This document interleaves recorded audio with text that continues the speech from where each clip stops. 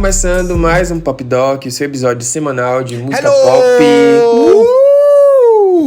Antes Gente, do ele tema começou! que vocês já viram aí, o título, né? E a capa belíssima feita pelo astronauta de mármore, vamos aos avisos. Segue a gente nas plataformas digitais, @DocPopcast. Não esquece de apoiar, tanto na Aurelo quanto no Apoia-se. Classifica a gente com 5 estrelas, manda um episódio para aquele amigo, comenta muito, pode xingar a gente que a gente responde também, mas sabendo que a gente não fica calado. E é isso, né? Basicamente, hoje, 30 de julho, né? Quando tá saindo esse episódio, é véspera, na verdade, dos 5 anos do Black King. No dia 31 de julho de 2020, foi lançado aí Black King, o projeto visual da Beyoncé, que tem como base ali musical o The Gift, que foi feito para a trilha sonora do Rei Leão. E a gente trouxe um convidado especial para falar de Black King, ele que é especialista em música pop e especialista em Beyoncé. Haroldo, por favor, se apresente aqui para nossa audiência. Muito obrigado, Levi, Alexandre, Paulo. Tô muito honrado pelo convite, fiquei muito feliz. Eu ouvi o episódio de vocês da Preta Gil, fiquei muito emocionado, foi um episódio muito bonito, então estou muito feliz e honrado de estar aqui dando sequência. Eu sou Haroldo, para quem não me conhece, meu usuário nas redes sociais é @japarouto. Eu comento sobre cultura pop no geral, às vezes um pouquinho sobre direito, porque eu também sou formado na área, sou advogado e faço mestrado também em ciência política. Então eu falo um pouco sobre tudo, mas eu sou conhecido por falar basicamente, todo mundo sabe, de Beyoncé, porque ela ditou a minha vida, e eu acho que como qualquer fã da Beyoncé, todas as nossas escolhas, as mais importantes, as menos importantes, elas são ditadas pela inspiração e pelo que ela representa pra gente. Então, tamo aí, tô muito feliz por ter sido reconhecido não como advogado, nem como cultura pop, mas como fã da Beyoncé, que é a minha maior conquista, de fato, ser fã da Beyoncé, e eu fico muito honrado por isso. Muito obrigado. Olha, Haroldo, aqui nesse podcast tem um integrante, eu não vou citar nome, porque senão ele vai falar que a gente tá perseguindo ele, coisa do gênero e tal.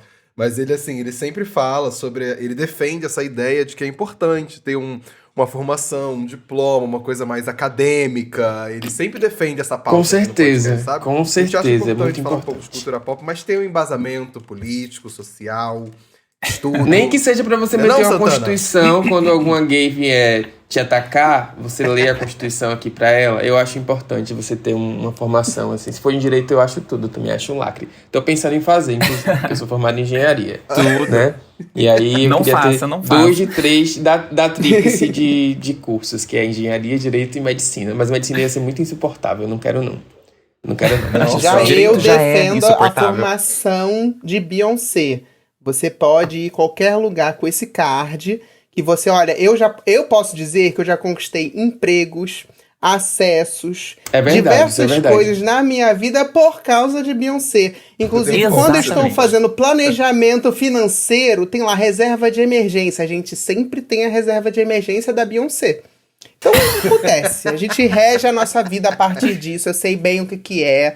Desde há muitos e muitos e muitos anos. E assim a gente continua. Tá tudo bem, tá tudo certo.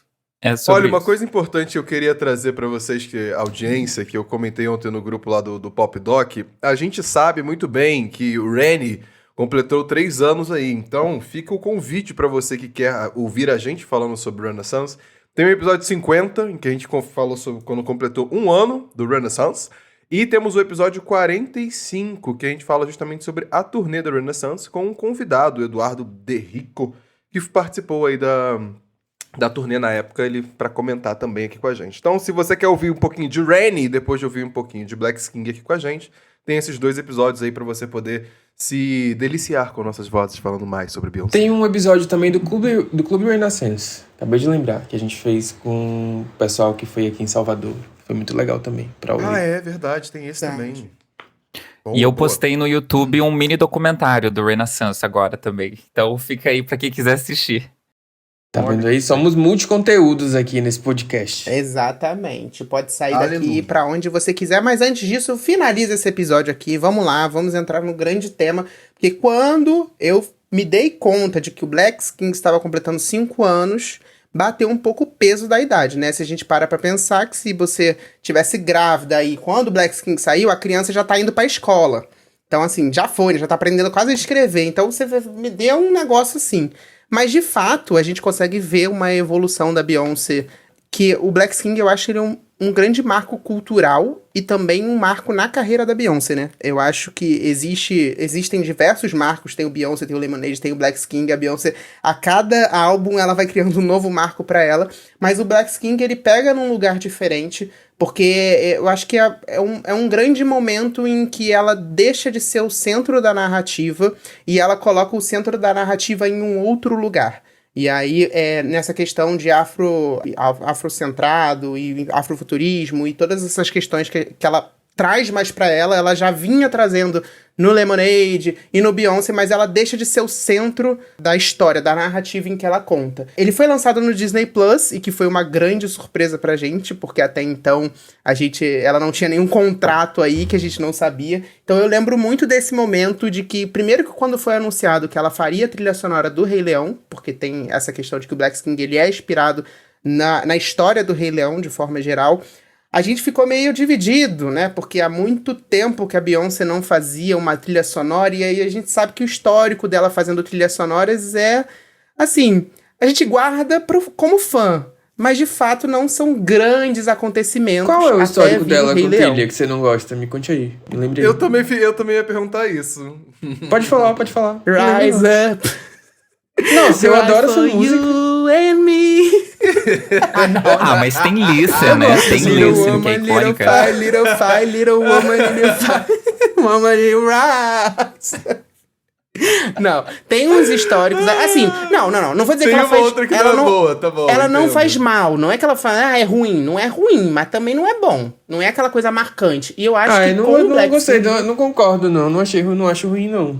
Discordo. você escuta as trilhas sonoras que ela faz? Mas eu não costumo, eu escuto muito Black King, mas assim, em geral, eu escuto muito Black King, mas não acho ruim, não. O Black King eu acho que tá muito acima da média, mas as outras eu acho que tá na média ali. Haroldo, o que você acha disso? Pode opinar. Listen, eu acho icônica, né? Eu acho que é uma música que a galera teve muita resistência na época, mas eu acho que se tivesse sido num filme agora, com o status que ela tem, ela teria vencido o Oscar por essa música. Com certeza. Acho muito injusto, assim, mas eu acho que eu entendi o que você quis dizer pensando na trilha, às vezes até da música que ela foi indicada pro Oscar, mas que não reverberou tanto, que foi aquela do filme do Will Smith. Mas assim, num geral, é que eu sou fã, né? Eu não posso falar porque é tudo muito parcial. Eu acho icônico, eu gosto de At Last, né? Do Cadillac Records também. Então, eu acho que ela tem acertos, assim, mas ela acho que não foi conhecida por ter feito trilhas, assim, talvez fossem até o Black King, com esse tamanho desse impacto, né? Acredito que seja nesse sentido. Mas a do Oscar eu acho que ela foi roubada, tá? Queria acrescentar aqui também. Eu acho que ela merecia. Coisas leves, né? Mas uma coisa que me chama a atenção, principalmente quando vocês estão comentando agora sobre trilha sonora, é que a sensação que eu tive quando esse álbum chegou, antes necessariamente do filme em si, eu senti que a Beehive não abraçou tanto. A Beehive não gostou muito do que chegou do The Gift.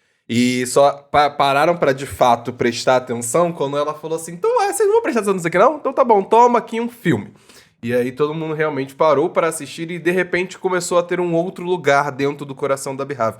Eu tive essa sensação, sabe? De que o álbum, quando chegou primeiro, ele teve uma aceitação uma adesão fraca da própria Beehive em si, e só depois de um tempo que isso veio a crescer dentro do coração da Beehive, sabe? Eu não sei se vocês também têm um pouco desse feeling. O que eu sinto com relação ao The Gift e com Black King é que eu acho que na medida em que o tempo vai passando, a gente vai compreendendo melhor as coisas, porque quando sai, a gente não consegue ter a compreensão, né? A gente vai tendo esse filtro das informações conforme o tempo.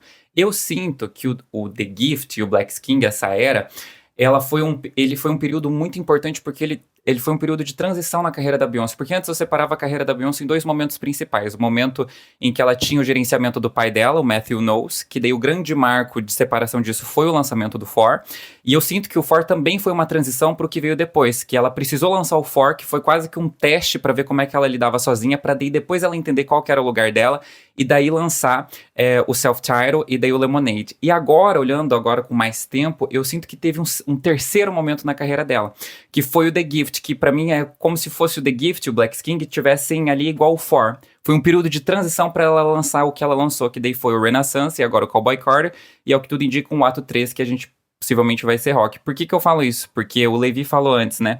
Foi, acho que, um álbum que ela entendeu o poder da coletividade e da colaboração. Foi o álbum que ela experimentou exatamente essa questão de, assim, chame o máximo de pessoas que você puder, coloque essas pessoas nos créditos, acredite elas, chame as pessoas, assim, ela tirou o protagonismo dela, né? Tanto é que ela é uma curadora nesse álbum, as pessoas nem consideram como um álbum propriamente dela, né? De estúdio da Beyoncé, e ela nem colocou na retrospectiva da Cowboy Carter Tour, inclusive, porque é um álbum quase que à parte, né? E isso eu sei que é um tema polêmico para Beehive, porque tem gente que considera, tem gente que não considera, mas ainda assim, eu sinto que o The Gift, o Black Skin, foi um álbum muito impactante, porque além de ele ter uma qualidade muito intrínseca dele, ele também é um álbum que eu sinto que ele moldou uma nova era da Beyoncé, que é esse trabalho colaborativo, de crédito de pessoas, de chamar bastante gente e de dar voz e espaço para pessoas que talvez não tivessem acesso ao mainstream por outras vias ou pelas vias tradicionais e que de repente conseguiram ter um espaço e uma amplitude muito grande graças ao nome Beyoncé, né? A popularidade e o peso que esse nome carrega. Que a Beyoncé, ela é uma grande catalisadora de tendências. E quando o The Gift saiu, Paulo falou de talvez um estranhamento, eu acho que também tem muito a ver com o momento da gente estar, pelo menos eu, começando a conhecer o pop africano de uma maneira mais ampla.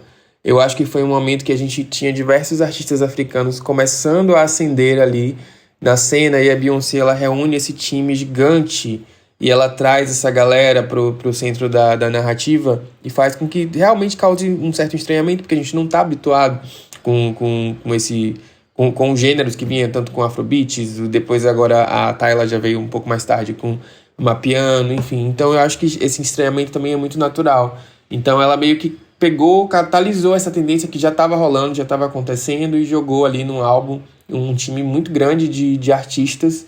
Então, acho que esse estranhamento também por conta disso, e talvez por isso também a gente leve mais tempo para consumir, para entender completamente uma obra da Beyoncé, e ela vai crescendo com o tempo justamente por isso, né? Essa recepção, ela é demorada. É muito importante isso que você falou, porque eu acho que esse contexto da época deve ser muito levado em conta. Foi uma época em que a gente estava começando ali a entrar na pandemia, mas além disso, era uma época em que o afrofuturismo começou a ser um grande debate. Em que veio ali o Pantera Negra, em que veio ali esse pop africano, afrobeat que você tem falado. Teve a questão do George Floyd, do Black Lives Matter. Então tinha um debate disso rolando, assim, do que estava, digamos, em alta, entre aspas, né? Da galera comentando sobre esses projetos, e isso estava dominando, de certa forma, a cultura pop. Então, quando a gente fala de afroculturismo, quando a Beyoncé traz esse assunto, assim, meio que não pela primeira vez, mas de forma mainstream, na cultura pop, é aquela coisa de um significado diferente. E aí que eu acho que vem esse estranhamento de algumas pessoas. De fato, que a gente vem vendo da Beyoncé ao longo do tempo, em que a gente vê ali que tem até o vídeo do Lemonade, Beyoncé's Black, como assim a Beyoncé é preta, até chegar esse momento em que ela bate o martelo e tipo assim, galera, é isso aqui que eu tô apresentando há anos, sabe? Eu acho que como o Haroldo falou, a partir desse momento também, eu acho que a Beyoncé, ela passa a ser encarada como uma grande pesquisadora musical, no sentido de ela fazer projetos em que ela faz uma curadoria muito rica de informação e de gêneros e de pessoas para colaborar, e ela atua ali meio que como curando mesmo, aparando as arestas e deixando um projeto redondo dentro da mensagem que ela quer passar. Então, eu não sei, eu visualizo de fato o Black Skin nessa mesma pegada do Renaissance, do Cowboy Carter, do que ela viria fazer depois, assim, nesse mesmo modelo de trabalho. Então, isso que a Haroldo falou também realmente é muito pertinente. Eu quero polêmica. E eu já vou começar já jogando pro Haroldo. Já sei o que é. Black Skin é o melhor audiovisual da Beyoncé ou o Lemonade passa à frente? Ai. Eu acho que o melhor audiovisual dela é o Beychella. Eu acho que é o Homecoming. Eu acho que é o supra-sumo artístico. Se a gente for pegar todos os filmes que ela já lançou, né? Eu colocaria o Homecoming. Eu acho que aquilo ali é um dos melhores filmes que eu já assisti na minha vida, assim. Eu acho que ele Cada vez que eu assisto, eu nunca enjoo. Eu acho que tem muitas camadas, é muito bem feito, a mensagem é muito bem colocada, o jeito que ela atravessa os discursos. Eu acho que a edição, a montagem, tudo ali, tecnicamente falando, é muito bem feito, assim, eu gosto muito. Agora, se a gente for pensar mais nessa coisa de álbum audiovisual, eu teria que reassistir tanto o Self-Titled quanto o Lemonade, porque ontem eu reassisti o Black King, e é realmente muito impactante, assim, porque é como se ela fizesse um videoclipe de 1h30, né? E se você analisar com essas lentes, assim, você fica... Porque ela transformou um álbum em um filme, né? Então ela pegou e fez um videoclipe de 1h30. É muita produção, é muito dinheiro envolvido. Ela gravou em países do continente africano, né? Se não me engano, em Gana, na Argélia também, na África do Sul. Ela gravou um pedaço também nos Estados Unidos, no Reino Unido. Então, assim, teve uma produção muito gigante. Eu gosto que ela chamou diretores locais para gravar naqueles cenários ali. Ela chamou a galera daqueles países também para trazer mais essa identidade, colocar aquelas bandeiras ali também. Então eu acho muito bonito, acho muito impactante. Eu tô agora um pouquinho mais pendente pro Black King, mas eu acho que eu vou dizer que o Lemonade ainda tá no centro do meu coração.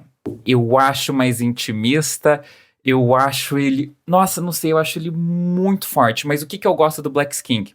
Porque eu acho que ele é um Lemonade feito pros homens negros.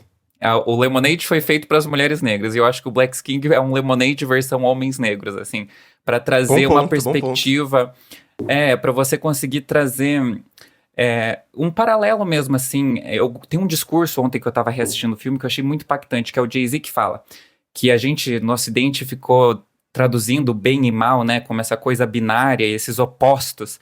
Mas, na verdade, às vezes é muito menos sobre uma briga e muito mais sobre uma conversa, de você conseguir... E é uma visão totalmente diferente e afrocentrada sobre os conflitos internos que a gente tem com a gente. Então, assim, é muito bonito. Eu acho difícil conseguir elencar qual que seria melhor. Mas eu acho que, no meu íntimo, por conta do fator musical e pelo impacto que teve na minha vida em 2016 também, eu acho que o Lemonade, ele ainda ocupa o meu favorito, assim, de obra audiovisual da Beyoncé. Mas é difícil, é uma briga difícil. Então é isso, né? O Lemonade pras mulheres, o Black King pros homens, o Renascença pras gays, e o Cowboy Carter pra irritar os brancos. Essa e o de rock vai ser pra esse sapatão. O de rock pode ser... Vem aí o disco das mulheres. Fechando, couro. Vem aí, sapatões. Aguardem, rock vai ser pra vocês. Mas eu concordo muito com o que o Haroldo disse. Eu vou ser bem sincero com vocês, pra mim. Eu acho que o Black King ele me toca em lugares diferentes. Acho que eu gosto muito do Beyoncé, gosto muito do Lemonade aqui com relação a projeto visual, né? A álbum visual. Mas pra mim foi o Black King, ele sai disparado na frente. Eu lembro de sentar na minha sala e falar, cara, deixa eu sentar aqui essa 1h30 para saber o que essa garota tá inventando de lançar filme aqui sobre um álbum. E a sensação que eu tive quando eu terminei era tipo assim, cara, eu queria esquecer pra poder assistir de novo. Eu queria esquecer pra poder viver e sentir todas as emoções que eu senti assistindo esse projeto. Eu acho muito lindo, pra mim, uma coisa que me chama atenção nele e é por isso que no meu coração ele tá num lugar um pouco mais à frente que o Lemonade. Acho que o Lemonade é esteticamente muito bonito, tá? Não me entendam mal por isso. Mas o fato de que no Black King ela ter trabalhado com diretores diferentes, com pessoas de produção de lugares diferentes do próprio continente africano, traz uma visão de mundo pro que é a negritude, e isso vai de encontro justamente com a pauta de afrofuturismo que o projeto tem, que os outros não têm, sabe? Que o Lemonade sim traz pautas negras e tudo mais, meu Deus do céu, a Beyoncé é preta. Mas eu sinto que aqui existe um lugar de estudo tão interessante e que você consegue aprofundar em tantas vezes que você vai assistindo, você vai descobrindo uma coisa nova, você vai querer procurar o lugar onde foi gravado, o porquê desse ângulo, o porquê dessa formação, o porquê, sabe? Você consegue se aprofundar naquilo e estudar de várias maneiras possíveis. Então, é por isso que pra mim ele tá num lugar muito especial. E fico pensando muito no lugar dela como artista, sair desse lugar, como o Levi estava comentando, de protagonista para se tornar uma curadora, e uma curadora que se preocupou em ir além do auditivo, né? Além do musicado, além da música feita. Ela se preocupou esteticamente falando, visualmente falando, diretor de imagem, diretor de cena e de fotografia também. Tipo, todo mundo que está trabalhando ali por trás exigiu um estudo assim muito grande para que você possa falar de uma história que né? Como é uma inspiração de Rei Leão, é uma história, é um conto africano que é muito conhecido a forma como ela vai traduzir aquilo para uma cultura mais pop é o que mais me chamou a atenção, ainda mais eu que sou apaixonadíssimo por Rei Leão, a animação inicial. Então, parar para pensar no envelope que ela tem que colocar, de trazer aquela cultura, trazer ela, torná-la mais pop para o universo que também é dela, mas também conversar com o universo que é do filme, do conto da história da onde ele vem. Porra, aí eu falei, eita, mulher, aí você trabalhou, aí você gastou seus neurônios até o talo.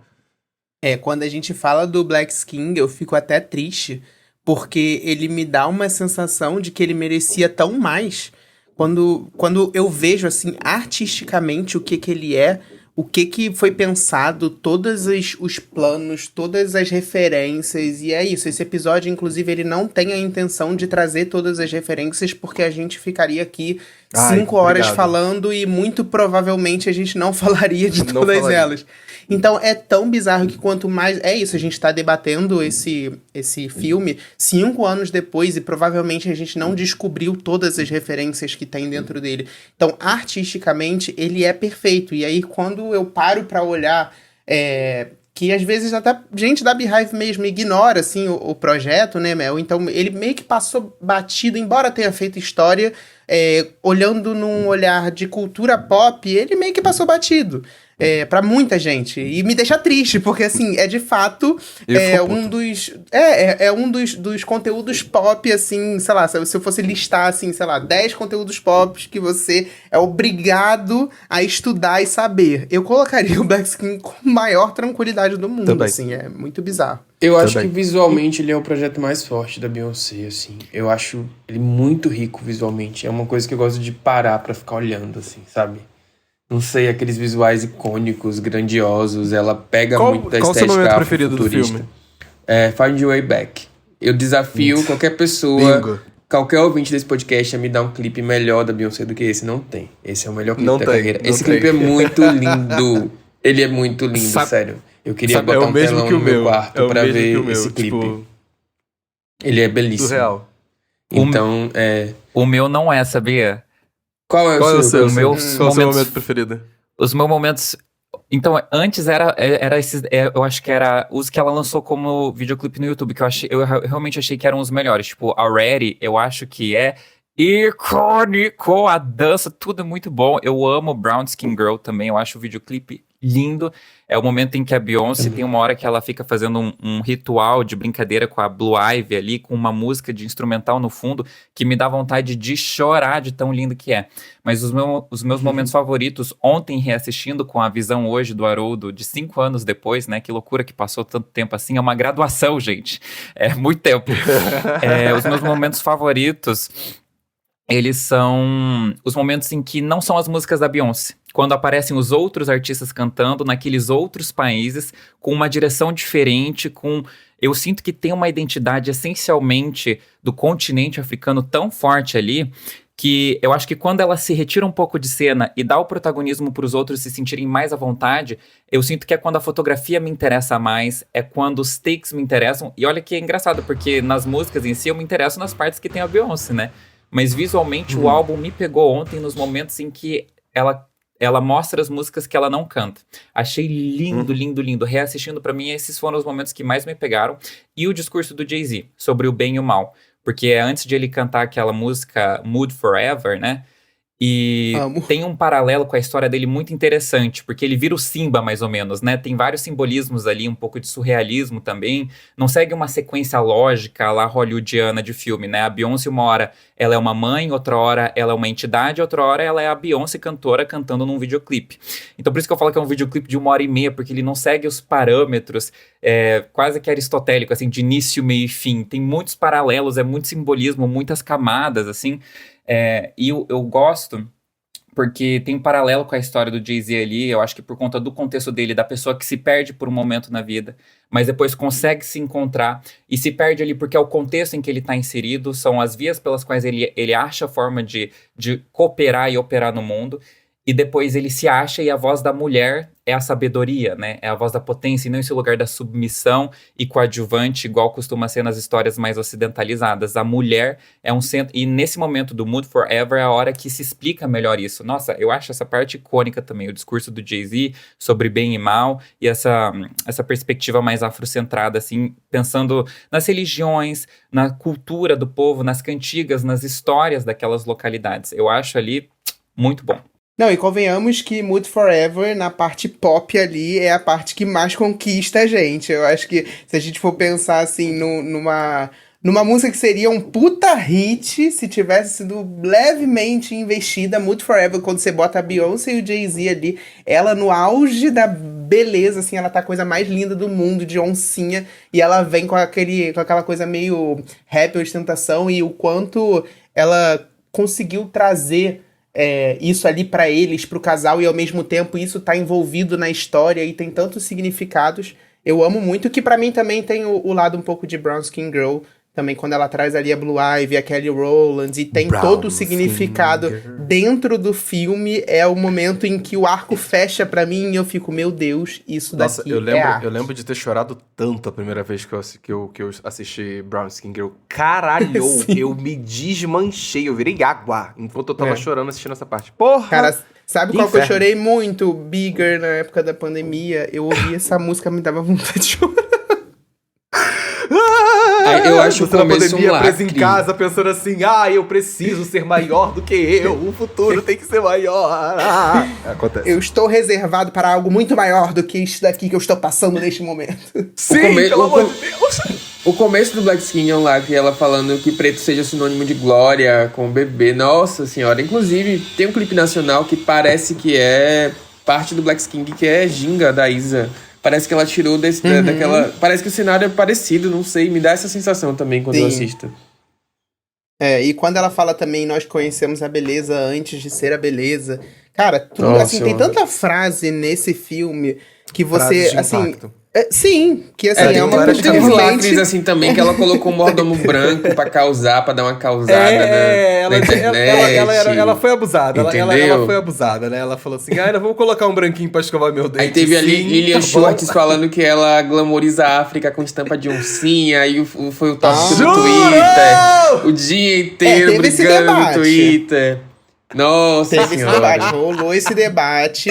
Eu e aí eu lembro, acho eu tava, importante, de eu certa tava lá. forma, a gente trazer pra cá, sim, porque teve esse debate da galera falando, mas como assim? E aí cobrando o artista. Amigo, assim, eu acho que não tem muito o que debater. Ela é uma artista pop. Se ela não for trazer glamour pras coisas, pra o que ela tá, pra arte dela, pra o que ela tá abordando. Então, mas tem um detalhe muito interessante porque não dá pra se falar sobre histórias de reis e rainhas sem você trazer o glamour. Ponto. Com certeza. Quero ver alguém citar uma história de algum rei e rainha europeu branco que seja triste. Que quer dizer que não seja triste, que não tenha glamour. Então, se você tá falando de uma história que em si, a história da qual ela está retratando fala sobre glamour, porque fala sobre realeza, então como é que ela não vai trazer dessa forma? E digo mais, tem esse detalhe, teve esse debate, foi uma coisa que eu lembro que na época eu falei, gente, não, tchau.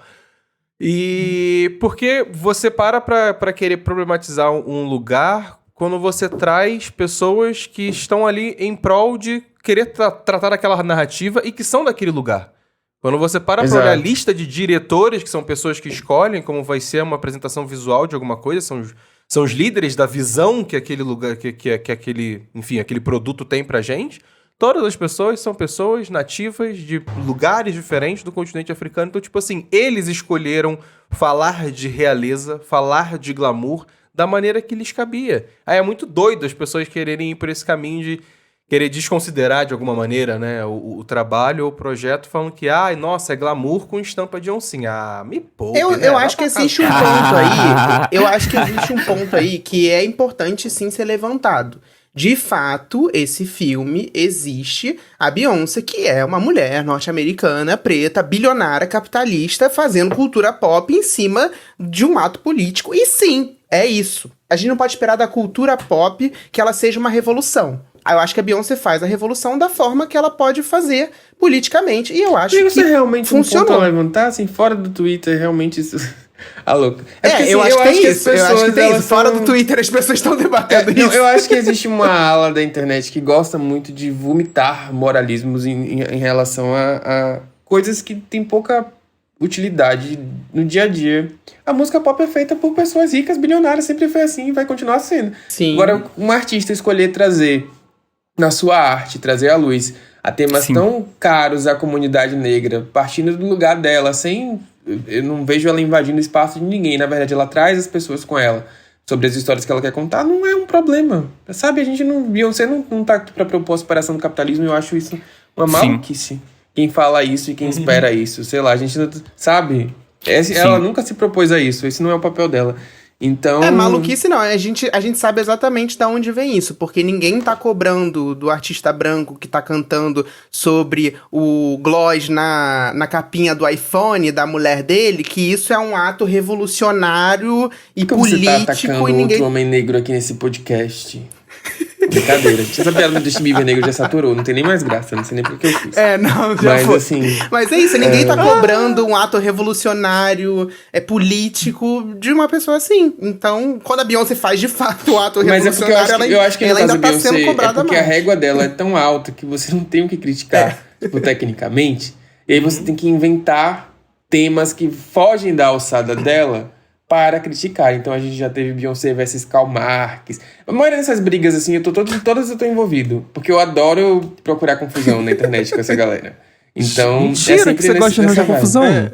Eu gosto. Eu gostava. Peraí, em 2020... correção. Em 2020 eu gostava. pegamos Aí, no audiência, pulo. sabe Hoje em dia eu aquele não hipocrisia gosto que ele fala e mais. depois ele volta Mudou, atrás? Agora mudou. foi mais rápido do que você esperava. A entendeu? persona mudou, então, Entendi. mas em Ele é 2020 eu formado em adorava antropologia? essa confusão. Não. Ele estuda filosofia? Também não. Mas ele gosta de brigar no Não, Twitter. eu lembro que E aí uma ele vez tem eu todas as discuti com uma referências. página que falava de Karl Marx, aí eu retuitei assim, Beyoncé, acho que 20 Grammys, Karl Marx 0. Nossa, o tweet viralizou. Meu Deus! Eu fui xingado Meu o dia Deus! inteiro xingado, eu dei muita risada nesse dia. Então, enfim, em E com 2020 eu razão. era cavalo do cão, hoje em dia eu não faço mais isso, não procuro treta desnecessária na internet, não façam isso em casa, tá, gente? Enfim. Ai, esse garoto não tem nada pra fazer, né? Só pode. É. Ai, uma coisa que eu acho muito interessante, que foi uma coisa que eu lembro que eu fiz muito na época do álbum em si, já tinha começado a fazer isso, quando veio o filme, só reforçou essa ideia porque, enfim, os artistas estão ali presentes e eu fiquei curioso para isso. Uma coisa que me chama muita atenção e que eu penso, quando um artista resolve fazer curadorias, galera, você aí, audiência que é fã de algum artista que parou para fazer uma curadoria de alguma coisa, ele está te apresentando artistas. Pare e escute. E eu lembro muito disso na época porque eu fiquei viciadíssimo nas músicas da Yemi Alade, que é uma das nigerianas, se eu não me engano. Qual música ela canta? Não lembro agora. Mas ela canta uma das músicas do álbum. Don't Jealous Me. É isso, ela mesmo. E eu lembro que eu fiquei viciadíssimo em várias músicas dela, assim, e foi a minha diversão do momento, sabe? Ficar parando pra conhecer todos os artistas que estavam fazendo feats com a Beyoncé, ou que estavam produzindo, ou às vezes o diretor, pra conhecer o trabalho da pessoa. Então, você aí que tem um artista que tá fazendo esse tipo de coisa, curadoria, tá trazendo uma galera pra fazer feat no projeto dele, para e escuta a pessoa que ele trouxe ali pra botar no feat. Às vezes não é só dinheiro da gravadora pagando, não. Às vezes tá querendo te apresentar um artista bom, sabe? Sim. Ela tá em Don't Jealous Me e também em My Power, só correção, tá? Sim. E eu acho que essa questão toda é porque eu acredito que muitas pessoas elas vêm sob uma moldura errada, né? Se fosse um filme, igual eu falei, sei lá, pode ser até um filme musical, mas que segue essa estrutura aí de início, meio e fim, e não é tipo um álbum, um audiovisual, aí quem sabe se você tá retratando um certo histórico, aí podem vir os antropólogos, pensar numa narrativa específica, mas eu acho que igual vocês falaram, não é esse o caso, é uma diva pop fazendo um álbum audiovisual, então é um videoclipe de 1h30. Que daí vão ter narrativas ali, sim, que vão remontar a história e a jornada do Rei Leão, mas tem muito do surrealismo negro, do afrofuturismo também, e tem estéticas muito marcadas, assim, igual eu falei, a Beyoncé, ora é uma cantora cantando para um videoclipe, ora é uma personagem, então não tem muita regra, e as pessoas querem analisar isso como se fossem assistir aquele filme A Mulher Rei, sabe? Não é a mesma métrica, não é o mesmo molde. E outra coisa que eu acho importante é ver de quem tá saindo essas críticas, porque às vezes vem de um elitismo branco, né? Vem de pessoas que ali, na sua pompa, assim, e com o seu conhecimento, querem analisar de que modo ela está retratando uma realidade que nem é deles. Porque assim, igual vocês falaram, fora do Twitter é uma coisa. Gente, se vocês forem ver esse álbum, ele é ouvido por majoritariamente fãs negros. Quem gosta desse álbum, quem consome, são as pessoas que foram feitas. O álbum foi feito justamente para essas pessoas, e essas pessoas estão ali consumindo, gostando. Tem uma reação que eu nunca me esqueço daquela AJ, sabe? A bem famosa por fazer reacts, que ela se esbalda em chorar. Ela chora, chora, chora. E eu acho que essa é a intenção do álbum, é você conseguir retratar a história da comunidade negra, e principalmente do continente africano, para além das lentes da dor e desse povo escravizado, sabe? É você tirar essa narrativa de que é dor, lamentação e tristeza, e que, na verdade, na essência, existe uma história ali comunitária. E uma coisa que eu acho muito interessante no álbum, porque daí as pessoas não param para analisar o aspecto substancial, eles só ficam analisando sobre essa parte da forma, da estética, né? E não analisam o conteúdo em si. A solução do personagem não foi individualizada, em que ele achou a solução com essa coisa da jornada heróica de filme hollywoodiano. Não, foi uma solução comunitária, ele voltou para os ancestrais. A solução dele foi agir em coletivo.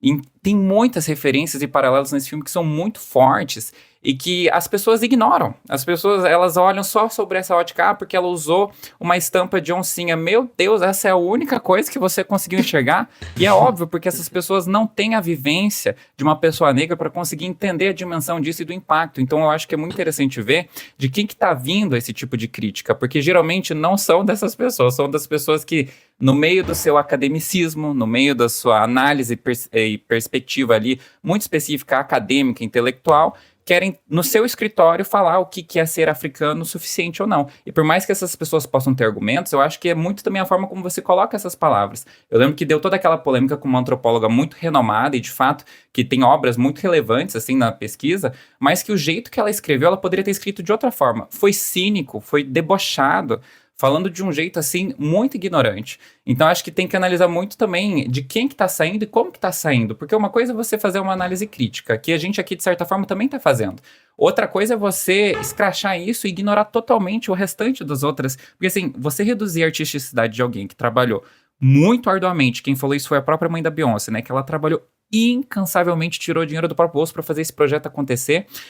E reduzir porque glamouroso, porque você usou muito glamour e usou muitas joias nas suas roupas, e isso não é enaltecer a cultura africana. Ai, eu acho tão simplista, e daí eu vou no que o Alexandre falou aqui, fora do Twitter. Isso é importante, porque enquanto isso, comunidades inteiras estão se levantando, estão se sentindo pertencidas por uma sonoridade que sim, lhes coube e lhes encaixou. Então eu acho que é isso também. Esses dias eu vi uns comentários falando sobre a Beyoncé precisar, teoricamente, contextualizar melhor suas obras para as pessoas. E eu acho que esses comentários que eu li são muito reflexos do nosso tempo. Hoje em dia as pessoas leem notícia, eu trabalho com lista preta, com subir notícias, as pessoas não leem nem a legenda, gente. E não é dizendo que é uma legenda com uma notícia de 5, 6 parágrafos, não. É uma nota. É uma nota de 1 parágrafo. As pessoas não leem, elas já comentam sem ler, sem saber. Então eu acho que existe uma preguiça de você catar as referências, de você pesquisar, de você ir atrás. E a Beyoncé, ela é uma curadora muito obstinada. Eu acho que ela é um pouco maluca, inclusive. Eu tenho essa impressão. Porque não tem como uma pessoa fazer esse nível de curadoria, tanto estética, quanto de história, quanto de música, de artistas que ela faz, sem ser uma pessoa cronicamente online, obsessiva pelo que ela faz, porque eu imagino que ela deve passar horas no computador, horas buscando, lendo, assistindo documentário, entre outras coisas, para catar tudo que ela cata. Então, as pessoas poderiam se inspirar um pouco nisso também, na hora de você pegar um projeto pop e tentar ir além da superfície, pesquisar um pouco, sabe? A gente não tá pedindo pra você ser obstinado igual a Beyoncé e catar 30 samples e botar numa música de um artista que ninguém nunca viu na vida. Mas bora fazer o básico, assim, arroz com feijão, um pouquinho, sabe? Dar uma lida, jogar no Google. Eu acho que é importante. É muito importante. É muito isso. doido esse rolê de como a galera gosta de coisa mastigada hoje em dia. Só você, sei lá, olhar no YouTube, título de filme, bota o título do filme, final explicado. Pronto. Final pode ter sido a coisa mais idiota da vida, mas a pessoa vai querer. Você comentou isso agora, eu tava rindo porque eu lembrei de que, sei lá, tem vídeo meu nas redes sociais que eu começo o vídeo falando o nome do filme e vem um comentário da pessoa falando assim: qual o nome do filme? Exatamente. Ou você diz o nome do artista e o nome do álbum, aí fala assim: ai, qual o nome da música? Aí eu falo assim: Amore, você... Eu fiz um fake Você no Lista tá- Preta o que- porque o que eu não que foi? posso responder. Aí no fake eu dou um monte de fecho. Se você ver um fake por ali nos comentários, sou eu, ó. Tá na legenda. Entendeu? Pra pessoa se tocar. Vou catar esse fake agora. Nossa! Não, eu acho que é só um fato que eu acho importante mencionar, que eu lembro que a mãe da Beyoncé, a Tina, ela postou uma vez uma foto, eu acho que foi, e ela explicou um pouco do contexto do porquê que surgiu a vontade de fazer o filme Black King. Isso é uma informação importante porque também se é ignorado. Uma das motivações da Beyoncé para fazer o filme foi a história do Solomon Linda, que foi o responsável por depois surgir aquela música We Mama Way, que é um clássico do Rei Leão, que faturou dezenas de milhões de dólares ao redor do globo, mas o Solomon Linda morreu pobre porque eles compraram o direito da canção dele por um pastel e 2 guaravitas, assim, sabe? Então, ele, no fim das contas, não ganhou nada em cima disso. Depois, as empresas e os outros artistas, que aqui a gente precisa fazer esse recorte, brancos, lucraram milhões, inclusive a Disney, saiu um documentário falando sobre isso. E a Beyoncé no Black King tem uma hora antes de começar o Mood Forever, que ela coloca a versão original do Solomon Linda, o que implica em você colocar créditos dessa pessoa e possivelmente royalties que decorrem de você utilizar o direito daquela música, e ela usou a música original. Ela não usou a versão do We Mama Way ali, do The Lion Sleeps Tonight, que é a versão da música, no filme. Ela usou a versão do Solomon Linda. Isso é um fato muito importante, assim, como é que as pessoas ignoram o fato de que aquele trecho daquela música que foi colocado naquele exato momento não foi a versão do Rei Leão, sendo que ela usa os discursos do Rei Leão, ela usa as falas do filme, mas na hora de colocar aquele trecho, ela coloca a versão original do Solomon Linda. E eu acho que essa é uma informação muito relevante, assim, que esse é uma das forças motrizes do álbum. E do E filme. a grande preocupação do gay do Twitter é se a Beyoncé usou uma legging de oncinha ou não usou a legging de oncinha. É isso. Eu queria perguntar pra vocês qual a música favorita desse projeto. Se não tiver uma favorita, pode ser 2 ou top 3. Assim. Não, eu quero difícil. Bota uma só. Eu amo a música com Pharrell. Eu sei que não é a favorita de ninguém, mas Water, eu gosto né? muito. Ai, Eu amo essa música. Meu eu acho sonho legal. é ela cantar essa música ao vivo. O dia que ela fizer isso, eu acho que eu caio duro no chão, de verdade. O Water, pra mim, é a perfeição. É a sua mas a preferida. minha favorita mesmo, eu acho que... Ai, meu Deus. Porra, Paulo, eu te odeio. Não, Tem que me fazer escolher uma. A brincadeira Tá. legal é ser uma. Como o Santana já escolheu Water, eu vou escolher Mood Forever. Realmente é a música que assim, não sai do meu repeat até hoje. E eu amo de paixão. Pra mim, aquele rap da Beyoncé, I'm so unbothered, I'm so unbothered. Aquilo dali, pra mim, não tem Eu amo igual. que teve uma faixa de tempo que ela inventou de ser rapper e que ela arrasou muito, velho. Sim. Aquela época de DJ Nossa Cheat. senhora. Se ela lançasse um álbum de rap, eu ia consumir muito, muito. Negra. E pra você, Haroldo, qual é a sua faixa no singular preferida? Olha, eu vou escolher uma, mas eu digo que assim, eu vou mudando conforme o tempo vai passando, porque às vezes eu acho que tem músicas que se encaixam mais num determinado período. Mas pra escolher aqui uma escolha segura, que não me enjoa e que pra mim sempre vai seguir no meu coração, é Nile, com Kendrick Lamar. Inclusive eu acho que deveria ter 4, 5 minutos, porque a música acaba na melhor hora. Eu lembro que Sim. quando eu ouvi, eu lembro que eu senti que eu tinha transcendido, parecia que eu tinha tido uma projeção astral, sabe? Quando começa aquele... Got the now running through my body. Eu fiquei, gente, que isso? O que eu tô sentindo aqui? E, nossa, eu levitei, assim. Eu acho a música linda, eu acho ela muito espiritualizada também, muito focada nos rituais, assim, religiosos africanos também. O próprio visual do Black King mostra isso. Então, eu acho a música bonita, eu acho o visual muito bonito. Eu colocaria essa como minha favorita. Boa. Gostei. Alguém pra defender Achei o Kendrick Lamar aqui, tá vendo, Santana? Além do Ai, Paulo. Maia. Você entende? O Kendrick Lamar é a Beyoncé de cueca. Eu, hein? Pelo amor de Deus. Sim. Eu sempre falo isso, sim. Peraí. Dá licença, gente. Eu, hein? E você, Palhaçada. Paulo? Qual é a sua faixa? Música. Don't Jealous Me. Eu adoro essa música. Ela fica no meu repeat o tempo todo. Eu adoro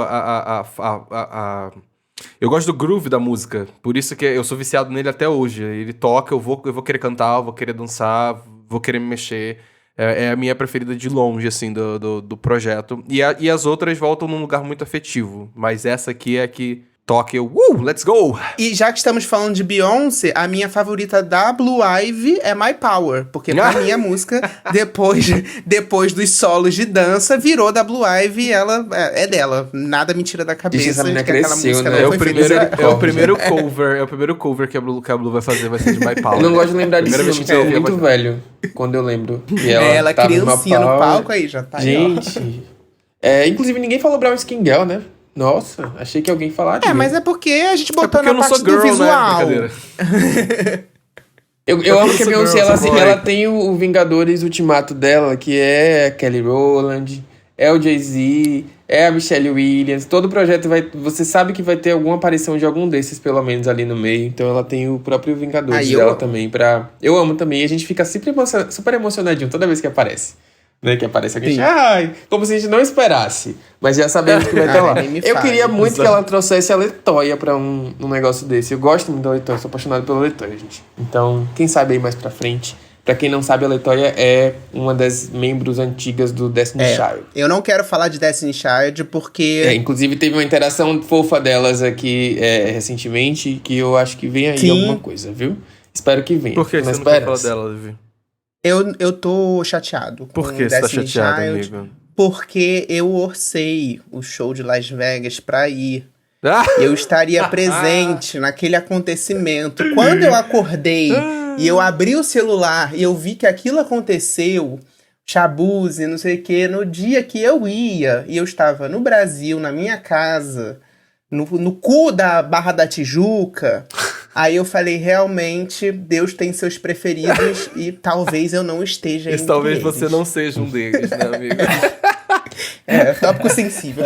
Então eu queria perguntar pra audiência, aproveitando que eu perguntei pra todo mundo, qual a música de vocês favoritas nesse projeto? E se esse é o melhor projeto visual da Beyoncé, se não é, qual é? A gente quer saber, debatam, discutam, briguem nos comentários, porque vamos ler tudo aqui no próximo episódio. Eu gosto quando tem confusão, quando tem dedo na cara e vocês discutem nos comentários. Eu amo quando tem briga generalizada uma semana depois tá o povo lá se matando. Eu só se vejo, porque eu nem deixo like, eu só vejo de casa. Falou da minha diva, eu deixo like. Tem vezes que eu até instigo, falo assim, nossa, vai deixar ele falar isso de você? Enfim, isso, né? Acho que para temos, as indicações da semana, né? Ou vocês acham que essa semana fica sem indicação? Vocês que sabem.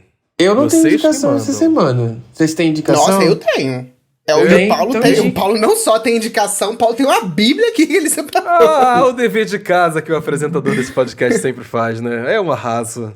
Vocês que sabem, eu posso guardar pra semana que vem. Não, dá umas hoje e aí guarda outras pra semana que vem. Que olha, tem umas aqui que eu sei que vocês podem comentar. Por exemplo, o EP da Tyla. Ela lançou recentemente aí o EPzinho dela com mais 2 músicas, além do que ela já tinha lançado como single. E a gente sempre traz o nome dela por aqui, então acho que vale como indicação pra galera. O Santana aqui é o grande defensor da carreira dela no mundo. Com certeza. E você gostou, amigo? Eu gostei, até ela tá jogando no safe, né? Ela tá fazendo na sonoridade que ela tá fazendo e é isso aí. Ela vai continuar jogando no safe por um tempo, até vir outro hit. Tá construindo aos poucos a carreira dela. É um EP muito confortável, eu achei um comfort EP. Assim, pra quem gosta de Tyla, vai gostar das faixas na primeira audição. Não tem muito mistério, sabe? Não tem nenhuma novidade também, não vai esperando revolução, mas é aquilo, é um som gostosinho pra malhar e entre outras coisas. Eu vi que Paulo colocou aqui... Entre outras coisas. Sugar Sweet, da Mariah Carey, que eu gostei bastante também. Com a Kelani e com uma outra artista que eu esqueci o nome agora. Mas tá bem gostosinho de ouvir, também já tô na minha playlist de academia, inclusive eu tenho uma playlist de academia, gente. Vão lá no meu Instagram depois, que é muito boa. Eu gosto do que a Mariah tá trazendo pra essa era nova. Esse já é o segundo single. Mas eu sinto que... Não sei, eu tô sentindo que ela poderia trabalhar melhor essas faixas. Eu tô achando que ela tá meio que não ligando muito pro projeto. Não tô vendo muita divulgação, muito... Enfim. Concordo. Parece que ela tá mas gravando ela também... e tipo assim, pronto, agora faça o que tem que fazer aí. Ela também não precisa provar nada pra ninguém, né? Mas eu queria um hitzinho, um top 10, uma coisa assim, sabe? Ai, não sei. Você achou que ela lançou esse single muito em cima do anterior? Achei que ela jogou muito em cima. Até gostei das parcerias. Ele tá com implicância porque ela fez o remix com a Luísa Sonza lá. Até hoje ele não superou isso. Tem muita coisa jogada nessa era. Você ainda me lembrou disso, eu não tava nem lembrado.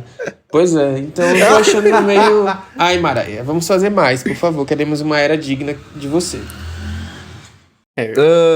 Enfim, olha, e aí aproveitando lançamentos bons e gostosos que tiveram na semana passada, teve George Smith com With You. Ela segue fazendo suas influências aí de UK Garage, ela gosta de misturar R&B com toda essa vibe eletrônica britânica que existe, e ela faz isso muito bem. Então aqui mais um projetinho dela, ela que inclusive está vindo para o Brasil no final do ano, e eu quero assistir essa gostosa. E já que eu estou falando de negros e negras, eu queria falar de Sam Smith, que lançou To Be Free. Mentira. Na verdade, eu só quero comentar uma coisa. Se você ainda não assistiu esse clipe, vai lá assistir e repara que ele tá mais negro do que muito negro por aí no clipe. Só tem gente preta do clipe e ele cantando. Ele gosta de uma coisa assim, sabe?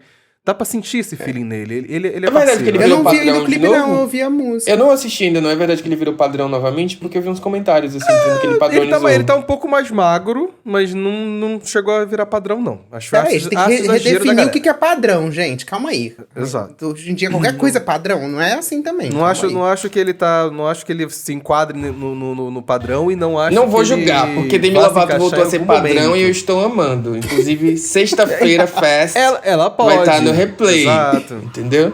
Exatamente. Semana que vem vamos de comentários sobre isso. O tema do episódio da semana vai ser Fest. Essa música dele, To Be Free, ele voltou a ficar uma coisa mais... Ai, como é que eu Mamão vou com dizer? açúcar. Gospel. Achei bem mamãozinho com açúcar. Aleluia, sabe? Essa vibe dele... Aleluia, igreja, levantai-vos e louvai-vos. Entendi. É meio isso. É meio que essa vibe do clipe. E cheio de preto. Porque, assim... Ele já foi indicado a um BET, Negrão. né? Um BET Awards. Então, Nossa. ele tem um pouco de credencial ali. Tem um pezinho, então. Tem um Negona. pezinho. Negona. Vocês têm que entender isso. Hoje em dia, se a gente não acha mais o Justin Bieber negro, podemos achar Sam Smith. Sem problema algum. E a outra Falando em dica que eu negona, tenho- essa dica daí que eu também Das- separei. Qual? Gente, eu Qual tô das duas? sedento pra dar. Não, a Ciara. Bora. Ciara, que fez um feat com a Laro e a Jazzy Fa. This Right Here.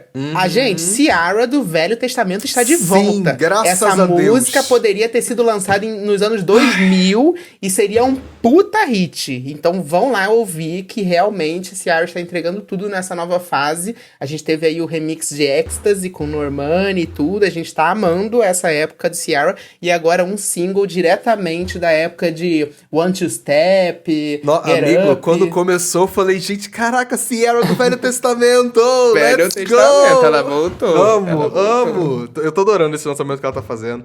Daqui a pouco vem álbum da mãezinha aí pra quebrar e dançar a beça. Eu amo. Nossa senhora, tá acertando pelo menos.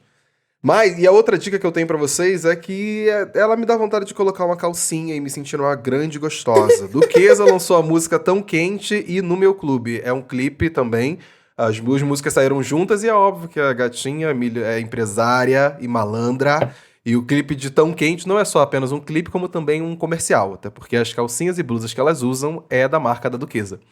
Então ela tá fazendo a propaganda do marketing dela, enquanto ela lança a musiquinha gostosa dela. E eu estou viciadíssimo em No Meu Clube. O clipe é uma delícia, maravilhoso. Assim, eu me sinto, sim, uma negrona gostosa e inteligente. É isso.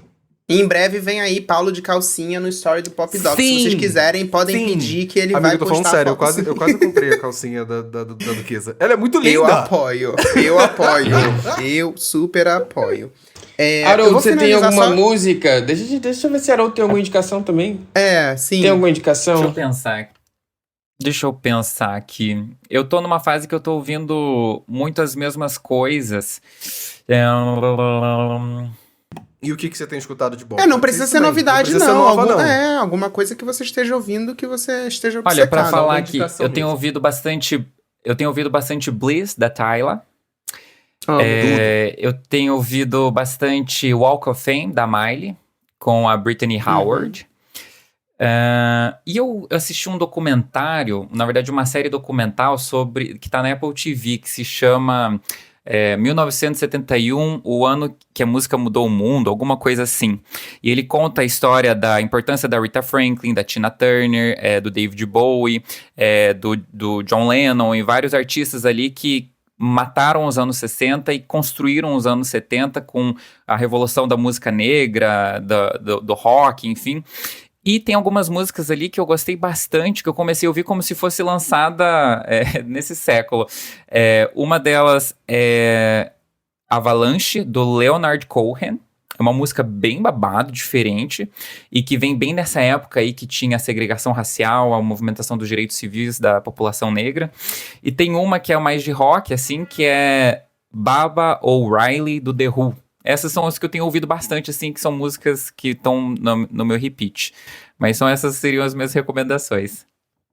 Arrasou. Eu amei. Tá vendo como fã da Beyoncé Sim. indica documentário, indica referência? Aprende, Xande Levi. E você fica indicando aqui Pedro Sampaio. Baseado nisso, já que eu sou fã da Beyoncé, eu também vou indicar um reality aqui, aproveitar este momento, que eu estou obcecado, que tem tudo a ver com Pop Doc. Montando a banda, justamente. Building the Band. Estou 100% fissurado neste reality da Netflix. Tô louco pra assistir.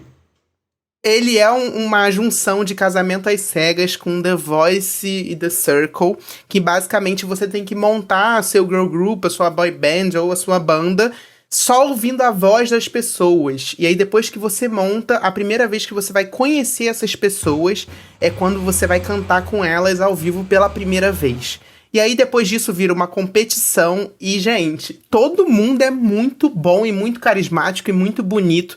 Então, pra vocês que são ouvintes do Pop Doc, que eu sei que amam uma boy band, um girl group, um grupo que harmoniza muito bem vocalmente, eu tenho certeza que vocês vão ficar obcecados. Então podem assistir Montando a Banda lá na Netflix. Queria aproveitar e perguntar pra audiência se vocês sabem onde eu consigo assistir Dream Academy, porque eu procurei em todos os lugares possíveis que eu pudesse baixar ilegalmente esse reality show. Pra quem não sabe, é o reality show da formação do Katseye. Eu tô muito ansioso pra ver, porque disseram que tiveram 300 tretas pra formação desse grupo, e eu preciso muito assistir.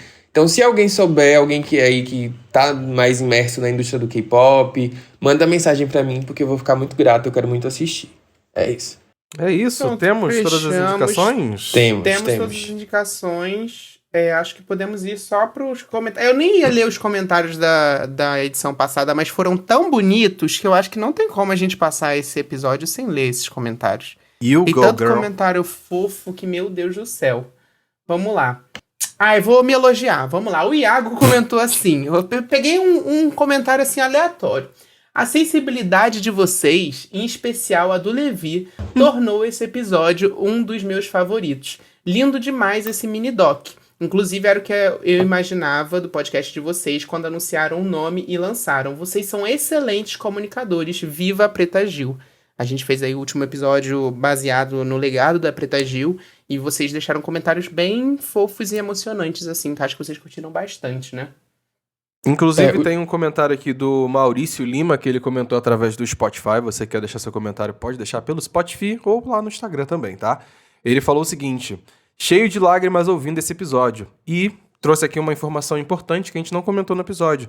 Antes do Bloco da Preta, existia a Noite Preta na TW, por anos. E era aí uma festa que a Pretinha fazia antes dela fundar aí o seu bloco, que já era um evento, assim, de todo mundo no Rio de Janeiro queria ir. O Joca Rima 23 falou: minha relação com a Preta é com a música Sinais de Fogo, pois me faz lembrar de uma prima minha, que quando eu tinha uns 10 anos e passava uns dias na casa dela, às vezes íamos passear de carro, e era meio na época que a música foi lançada. Ela amava e cantava isso no carro, isso fez a música ter um significado especial na minha vida. Que lindo! Eu amo essa música, assim, é uma das minhas músicas brasileiras favoritas. Eu acho ela tudo. Quando ela toca em Salvador, no carnaval, eu sempre me emociono. Eu acho ela uma música, não sei, eu gosto demais dessa faixa. Ana Carolina acertou muito, né, em dar essa canção de presente pra Preta Gil. E, enfim, é linda. Posso ler um último aqui, só pra extravasar uma energia? O Rodrigo Pereira comentou o seguinte: eu fico puto que pessoas como Preta tenham que partir, enquanto pessoas como a família Bolsonaro continuam vivas. Que eles se explodam! Pronto. Gente, tava um clima tão bom. Nossa, o clima tava tão bonito. Pra quê? Paulo, pra quê? Qual a necessidade? A mesma coisa que eu me pergunto quando você vai indicar suas músicas aqui no podcast. Meu Deus. O episódio de apoiadores, a Ana P.B. Almeida, ela falou também dos realities. Ela perguntou sobre Montando a Banda. E tem um outro que é Hitmakers. Esse eu não ouvi falar, não. Vou procurar agora, Ana, pra ver sobre o que se trata. Mas Indicamos voltando à banda, eu vou montando a assistir essa banda aí. semana. De repente a gente faz até um Assiste, episódio. amigo. Vamos, eu vou amar. Você vai ficar obcecado na Alison. Eu já é a vi que vilã. tem uma loira problemática Eu que ela amo. procura briga com todo Isso, mundo. essa eu já me mesmo. identifiquei Você com vai ela. amar E tem outras ela. duas Não que ela tem humilha como. diariamente. Falei, sou eu do Isso. Pop Doc. Então eu vou assistir Eu sabia que você ia amar ela. Pois é, vou assistir. Enfim, Tá Haroldo, bom, vou queria te assistir agradecer também. muito pela sua participação, amigo. Volte sempre, você vai ser sempre convidado para esse podcast, porque você tem um conteúdo muito rico, tem muito a trazer, a contribuir para as outras discussões aqui. Pena que demorou tanto, né? A gente ficou pensando em um episódio assim para te trazer, mas muito obrigado mesmo. Eu que agradeço. Eu só queria fazer um comentário sobre o Black King e o The Gift antes de eu me despedir de vocês. Que eu tava vendo aqui alguns feitos do Black King, só pra gente também pensar que, assim, apesar de não ser uma das eras mais consumidas da Beyoncé, foi uma era que conquistou alguns feitos muito interessantes pra época, como, por exemplo, o primeiro Grammy da Blue Ivy, que se tornou uma das artistas mais jovens a conseguir, porque ela venceu na categoria de melhor videoclipe no Grammy. E eu lembro, não sei se vocês lembram, que na época, quando a Disney tinha recém-lançado o Disney Plus, e eles queriam bater uma meta de 5 anos, que eles bateram em 8 meses, e eles colocaram Black King como um dos principais responsáveis por aumentar os inscritos, inclusive por trazer mais ou menos 3 milhões de inscritos ao Disney Plus. Então, assim, as pessoas tiveram interesse. Eu lembro que a Vogue fez uma matéria falando sobre o impacto fashion dos penteados, das roupas que ela vestiu e da procura que se teve depois disso. Então, assim, como sempre, a Beyoncé, ela não pode ser avaliada por parâmetros mercadológicos, né? O impacto dela é muito maior do que isso e é cultural. E eu lembro que saiu na pandemia, né, o musical, o filme, e me impactou muito, porque eu não sei vocês, mas eu fiquei piroca da cabeça na época.